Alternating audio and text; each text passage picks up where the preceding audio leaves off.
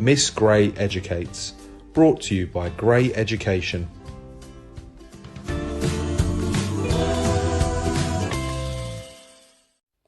Greta and the Giants, inspired by Greta Thunberg's Stand to Save the World, by Zoe Tucker and Zoe Persico.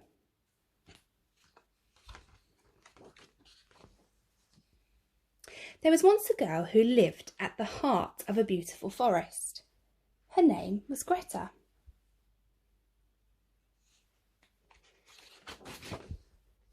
One morning, things weren't quite as they should be. Greta stepped out into her garden, and there, huddled together in the shadows of the trees, were all the animals of the forest. A soft, silvery brown wolf stepped forward, with his tail low to the ground. "Please help us," he whispered. "The forest is broken, and we don't know where to go.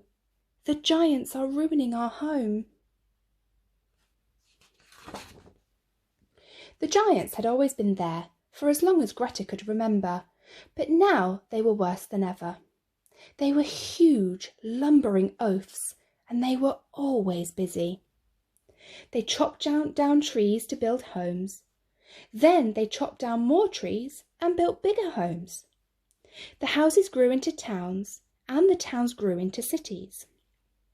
They built factories and shops and cars and planes. They worked all day and all night, until eventually there was hardly any forest left. But the greedy giants had forgotten how wonderful the forest was. They didn't see all the little birds and bugs and butterflies and bears that trembled in the shadows, and no one told them to stop because everyone was scared of them. Everyone except Greta. "Will you help us?" asked the wolf. Greta looked around her. The animals looked tired and sad. She had to help them. But how? Then Greta had an idea. The next morning, Greta went to the middle of the forest and waited for the giants to come. She stood alone, holding a big sign. The sign said, "Stop!" She waited and waited.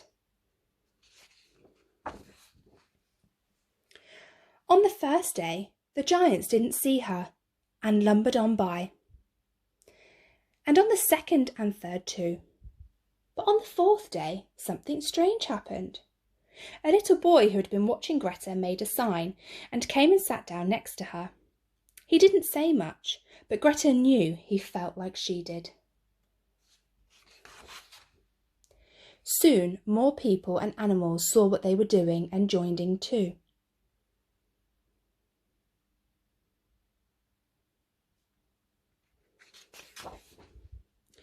Before long, a huge crowd filled the forest, stretching out to the city and the roads beyond. They stood together and waited. The crowd was so huge that the giants were stopped in their tracks. "Please stop," Greta cried. "Your greedy behaviour is spoiling our home. You've broken the trees and trampled the flowers, and now the bees and birds have flown away. These animals are homeless and our forest is dying." After Greta had spoken, everything was silent.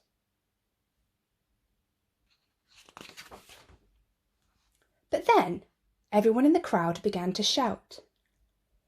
"The smoke from your fires is choking the air. And please stop cutting down the trees. You can help plant some new ones and mend my home. We need to take care of our forest and live together. Will you please try?" they all said.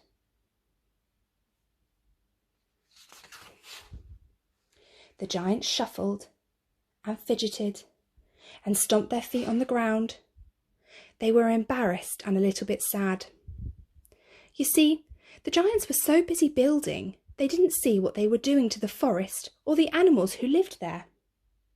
The giants felt terrible. "We're sorry," they said, and they promised to try harder.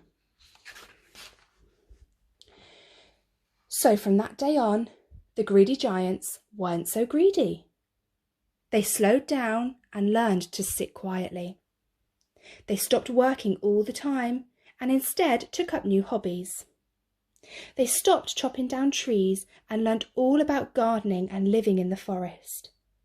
They cooked, repaired, tidied and shared, and before long, the forest became more beautiful than they could ever have imagined.